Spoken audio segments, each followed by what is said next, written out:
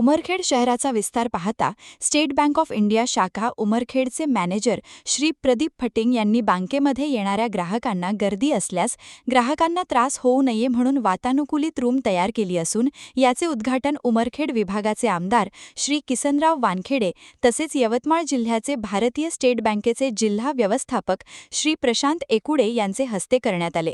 यावेळी उमरखेड शहराच्या नगराध्यक्षा सौ तेजश्री जैन, इंजिनियर सुरेंद्र कोडगिरवार, शहरातील अनेक उद्योजक यांच्यासह जवळपास 100 ग्राहक उपस्थित होते।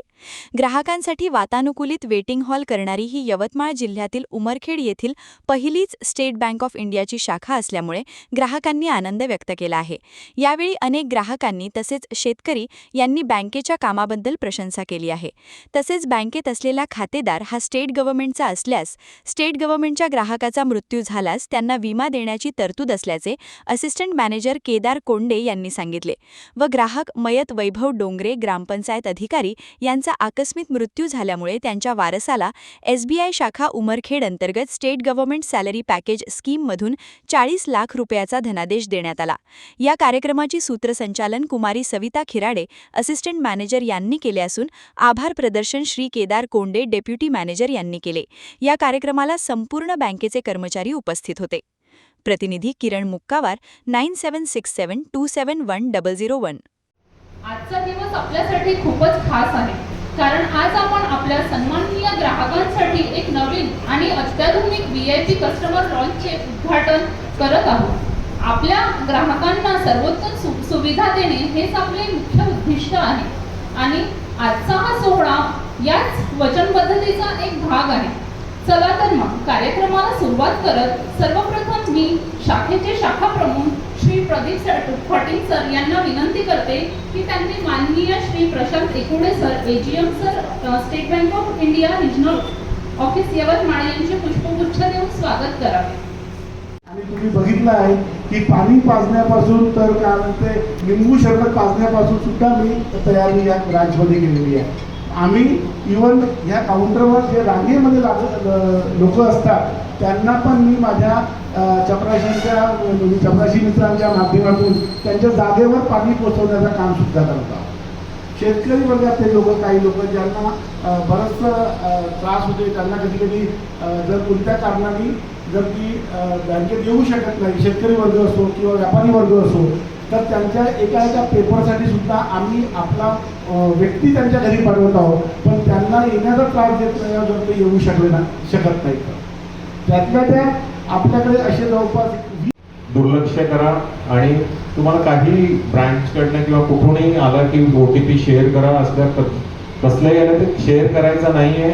तुमच्या सगळ्यांना सांगा पण, आणि बँकेकडनं पण तुम्हाला कुठून फोन येणार नाही की तुमचा OTP शेअर करा। तर हा सगळीकडे मेसेज लावून द्यायचा आहे, कारण की आजच्या घडीला जास्तीत जास्त हे ऑनलाईन फ्रॉड व्हायचं प्रमाण वाढलेलं आहे। आणि जेव्हा आमच्या बँकेचेच निवृत्त वरिष्ठ अधिकारी जेव्हा याला बळी कार्यालय त्यांनी तिच्या सरकारचं काम आपलं स्वतःचं काम केलं पाहिजे आणि जनतेमुळे या ठिकाणी आपण अशा प्रकारची भावना टिकली पाहिजे। आम्हाला कोणतरी शिकवलं आणि अधिकारी झालो, 4 पुस्तकं वाचली आणि आम्हाला मोठी आहोत। त्यांच्या सत्कारामध्ये येणाऱ्या माणसाच्या आदर सत्कारामध्ये आपला सन्मान दडलेला असतो।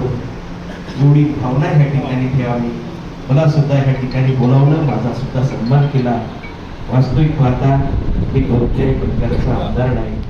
ट्रान्सफर झाली, ते बाबुळगावला गेले। बाबुळगावला गेल्यानंतर तिथे त्यांचं व्यवस्थित नोकरी वगैरे सर्व चालू होती। एका दिवशी नोकरी झाल्यानंतर संध्याकाळी घरी जाताना दुर्घटना झाली आणि त्या दुर्घटनेमध्ये ॲक्सिडेंटमध्ये त्यांचा अपघाती मृत्यू झाला। ताबडतोबच त्यांचे जे मावस भाऊ आहेत ते इथे आपल्या उमरखेडलाच असतात आणि त्यांचे मित्रही आहेत, त्यांनी मला असं झालं म्हणून कळवलं। मी त्यांना सांगितलं ठीक आहे, दुर्घटना झाली आहे, अत्यंत वाईट आहे, पण यामागे आपल्या बँकेची एक आहे की भावना, जो व्यक्ती आपल्या बँकेचा सॅलरीड कस्टमर असेल, ज्याचं आपल्या इथे स्टेट गव्हर्नमेंट सॅलरी पॅकेजमध्ये अकाउंट असेल, त्याला एक विमा भेटतो, त्याच्या सॅलरीप्रमाणे त्याचं ठरलेलं असतं। मग त्यानुसार मी त्यांना बोललो आणि त्यांनी मग ती माहिती त्याच्या आई वडिलांना वगैरे दिली आणि ती प्रोसेस सगळी किचकट होती। सगळे डॉक्युमेंट्स वगैरे सगळे गोळा करून परवा 4 दिवसापूर्वी त्या मुलाच्या आईला 40 लाख रुपये अकाउंटला जमा झाले। प्रतिकात्मक एक आपण एक चेक म्हणून एक फोटो काढूया. ऍक्च्युली त्यांचे आई वडील खूप लांब असतात आणि त्यांचा एक फोटो काढणं आम्हाला योग्य वाटतं. जे काही असले तर त्यांचे जे आमच्या घरी त्यांच्या परिवारातील सदस्य येऊन आम्हाला मदत मागतात किंवा आम्ही येऊ शकत नाही, आम्ही पैसे कसे काढायचे, त्यावेळी सुद्धा आम्ही आपला मनुष्य तिथे पाठवतो, अधिकारी पाठवतो, कर्मचारी पाठवतो, त्यांच्याकडून कन्फर्म करून घेतो किती पैसे काढायचे, आपल्यासमोर त्यांची सही घेतो आणि त्यांच्या परिवाराच्या सदस्याला पण सुद्धा आपण पैसे देत आहोत. अशा वेळेची सुविधा आम्ही तुम्हाला देत आहोत. आणि महत्त्वाचं म्हणजे यासाठी आम्ही तुमच्याकडून कसलाही चार्ज पण आकारत नाही.